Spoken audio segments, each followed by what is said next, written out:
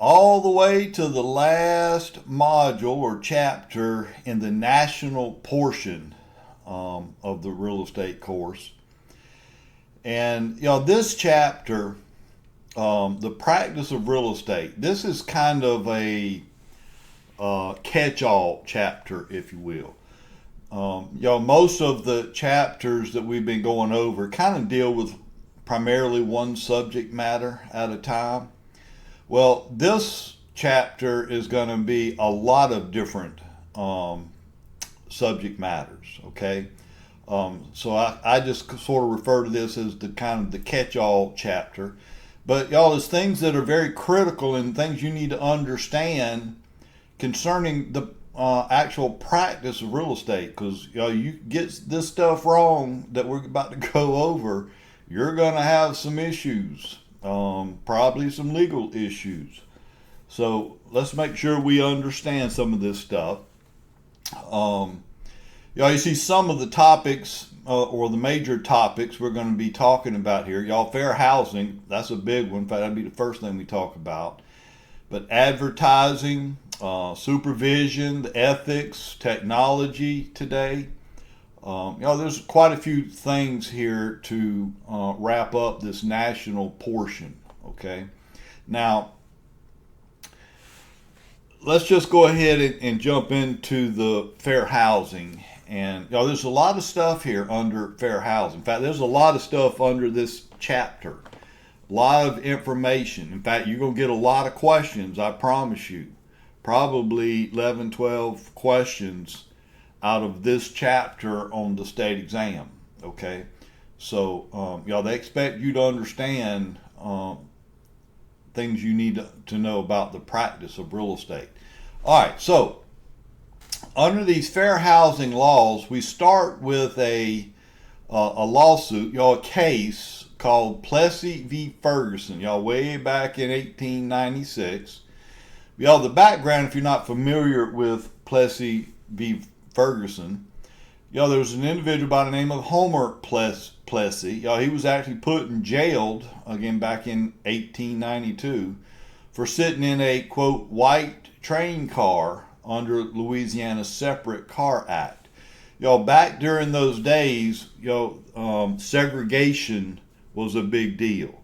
You had white train cars, black train cars. You had white schools, you had black schools, and so forth. Segregation was a big issue back in the day. Now, the argument they would make is everybody was treated equally, but separate. Okay, whites were over in one side, blacks were on the other side, but treated equally according to the argument. But you had to be separate. So the challenge here, said Plessy and the civil rights advocates argued segregation violated both the 13th and the 14th Amendment. But it goes to the Supreme Court, and the Supreme Court basically says they upheld segregation under separate but equal doctrine. So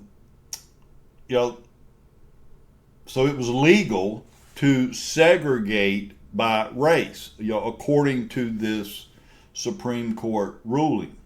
Now, there was one justice that dissented and said that this was not legal, it was unconstitutional. And that justice, his name was John Harlan. And what he was arguing is that our Constitution is colorblind, but his view was not adopted.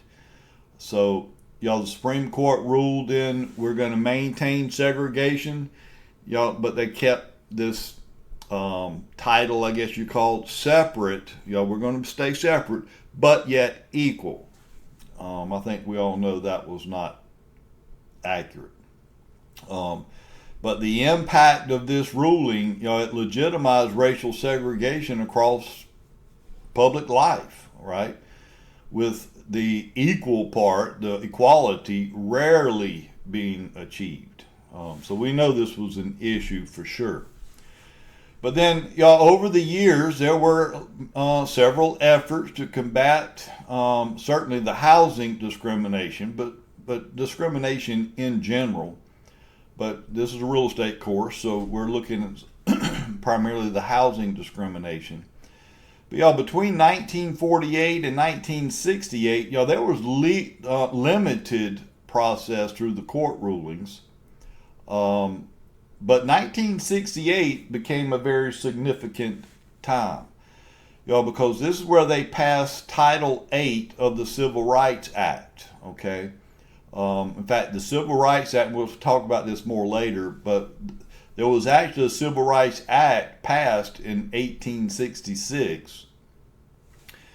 But this is Title VIII under that Civil Rights Act that was passed in 1968. So, y'all, we're talking about 100 years later. But, y'all, this act says prohibited discriminatory practices in housing and in real estate. So in 1968 is when we started seeing a lot of movement towards doing away with the discrimination. So there was a landmark case called Brown v. the Board of Education. Y'all, this is back in 1954. Y'all, but it says it consolidated 5 cases challenging the racial segregation in public schools. So all this was really started with education, y'all, the public schools, trying to do with the segregation part of it.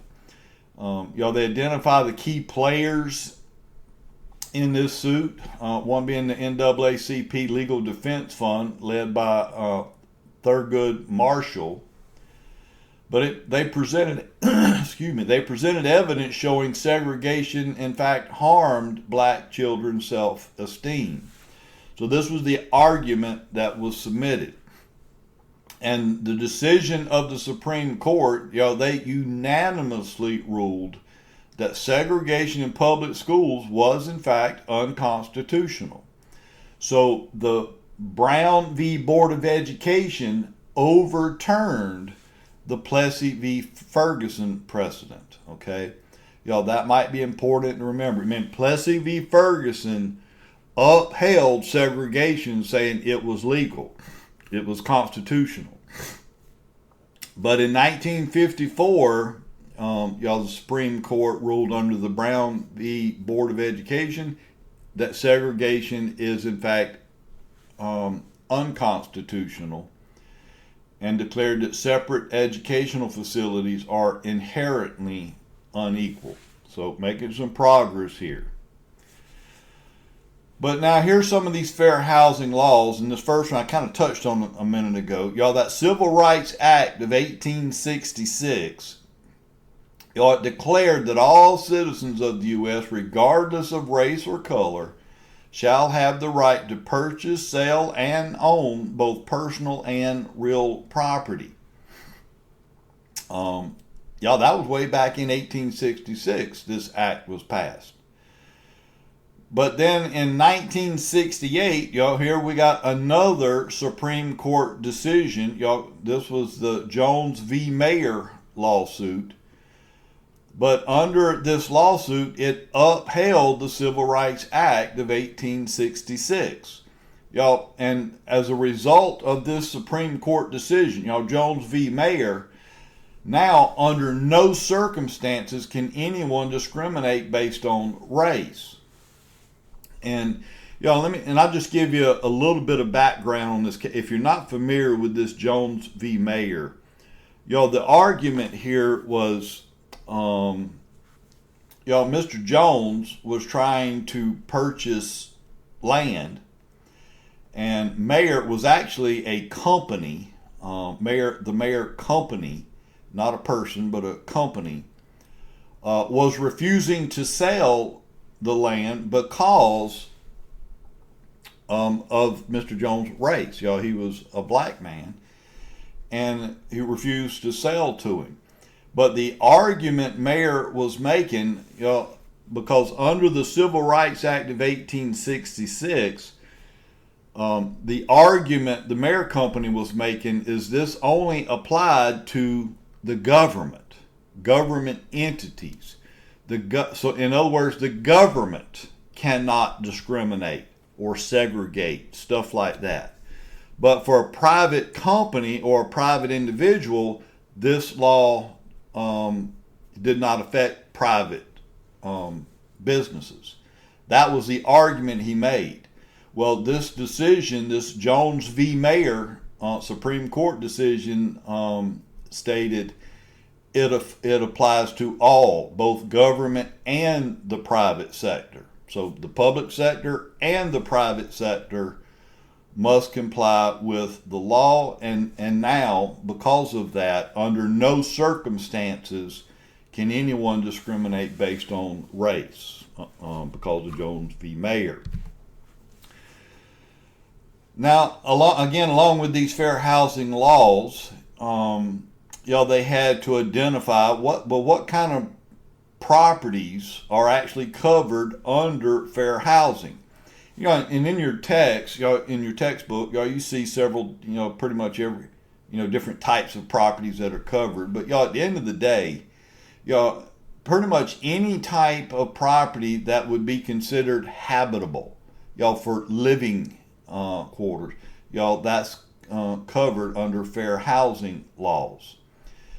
And then, there were some prohibitions that come along with these laws. Prohibitions, if you're not sure what that means, if you have a prohibition, that means you're prohibited from doing something, and primarily discriminating. So that we've also, over the years, adopted what we call protected classes. These protected classes are classes that you cannot discriminate against. Okay. Now they were not all passed at one time, but all throughout the years, here are the protected classes that we have up to this point. You see them listed here on the slide. They're also in your textbook. But I would strongly encourage you to memorize these protected classes. You're going to get asked questions about what's a protected class, which one is or which one isn't. I think pretty much all of them are pretty self-explanatory. If not, we will be going over these here in just a few minutes, so I'm not going to beat it up or get into the weeds with it right now. But I would ask you to note that the last class you see listed here, sexual orientation. I need to explain this a little bit. Not sure how to put it in writing without explaining it. But sexual orientation is actually not a federally protected class, at least not at this time. Then why is it listed here? Because it is a protected class for realtors. The reason I bring this up is, once you become, or if you become a realtor, the Realtors Association, the National Association of Realtors, has adopted a code of ethics that we will be talking about a little bit later on. But it's a code of ethics that realtors must comply with. You're going to have problems if you don't comply with this code of ethics. Now, notice it's not the law. It's not licensed law. This is a code of ethics that when you join the association, you agree to comply with or be subject to disciplinary action. But in the code of ethics, it does state that realtors cannot discriminate based on someone's sexual orientation.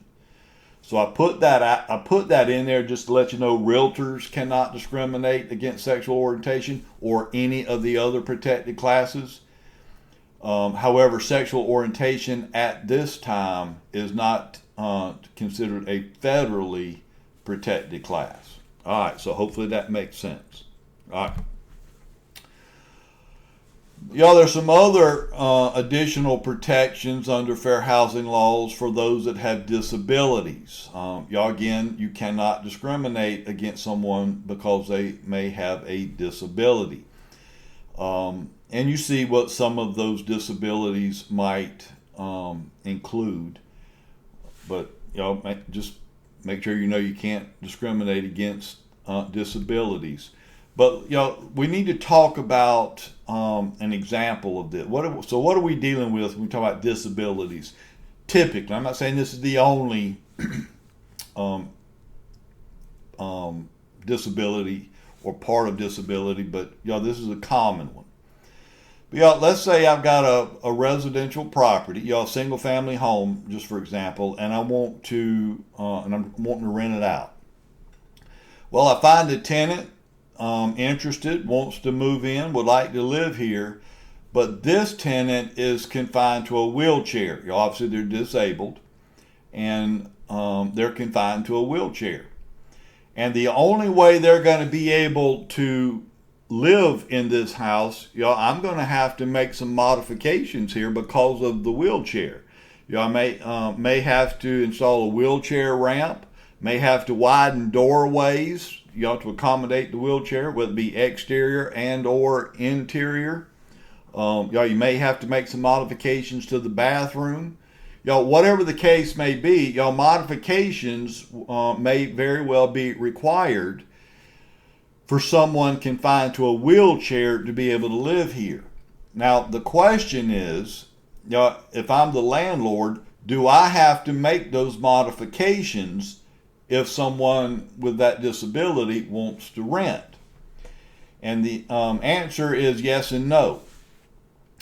You must allow those modifications to be made. That's the law. Otherwise, you're discriminating. However, the landlord does not have to pay for those modifications. So if the landlord just said, nope, we're not doing that, I'm not modifying this property, then that's discrimination. But if the landlord says, well, tenant, if you want to make the modifications at your expense, then you can do it. Then that you can do. So the landlord does not have to pay for the modifications, but they cannot refuse to allow the tenant to make those modifications. That's important to understand that. Now, I'll also tell you, when that lease expires with this tenant, say the landlord wants the property put back to its original condition. Now, they don't have to do that. They could leave the modifications, whatever modifications were made, they can leave it just the way it is, and everybody be happy. But what if the landlord says, I want this property restored back exactly the way it was before you made these modifications? Then tenant, you're going to have to pay for that as well. The tenant will have to restore the property back the way it was, and the tenant will have to pay whatever that cost. And under the law, again, if the landlord chooses, they could require that tenant to put up enough money at excuse me, at the beginning of the lease to ensure there's enough money here to in fact restore the property back to its original condition.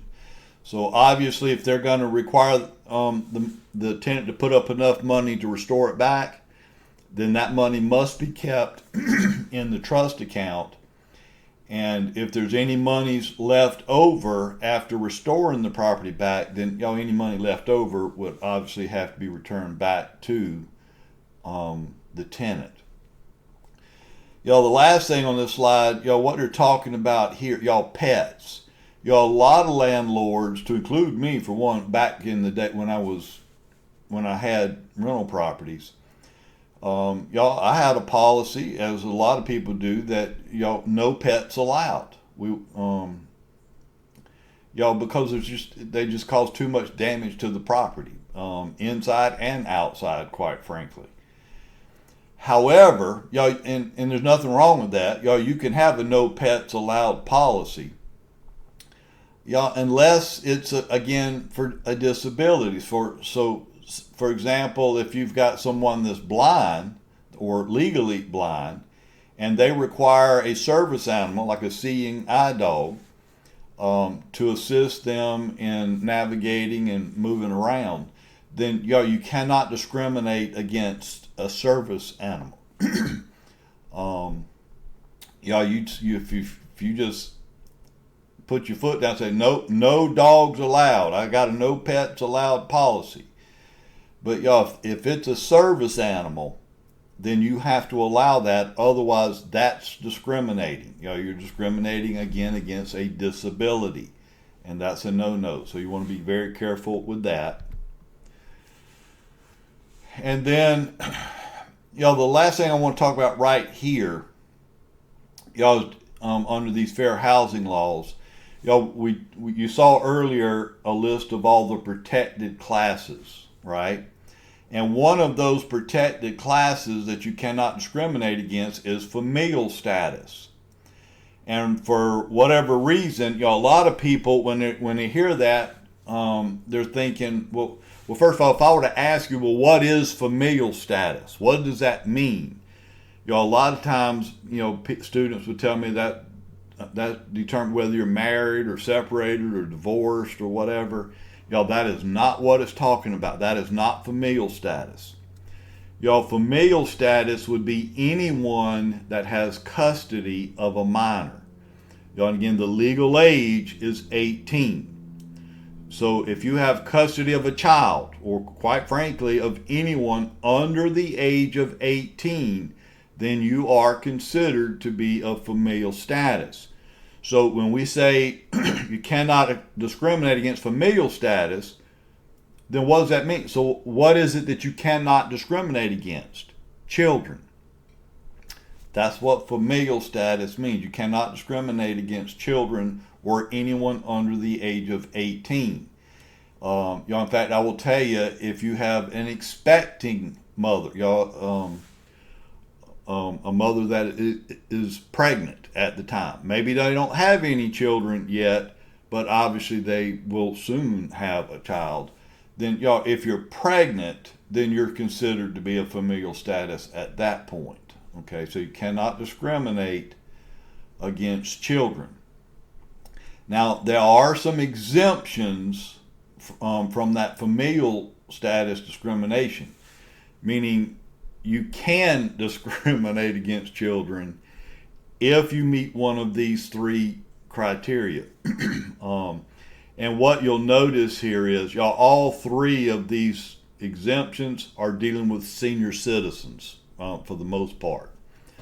But the first exemption said any HUD-owned property. These are government properties, HUD-owned, and they're to be occupied by the elderly, senior citizens. Or the next two are very common, senior citizen. I assume you've probably heard of senior citizens communities. But there's two different types of senior citizens communities.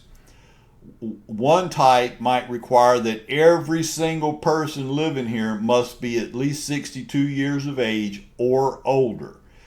In other words, no one under the age of 62 will be allowed to live in this community. Just for senior citizens.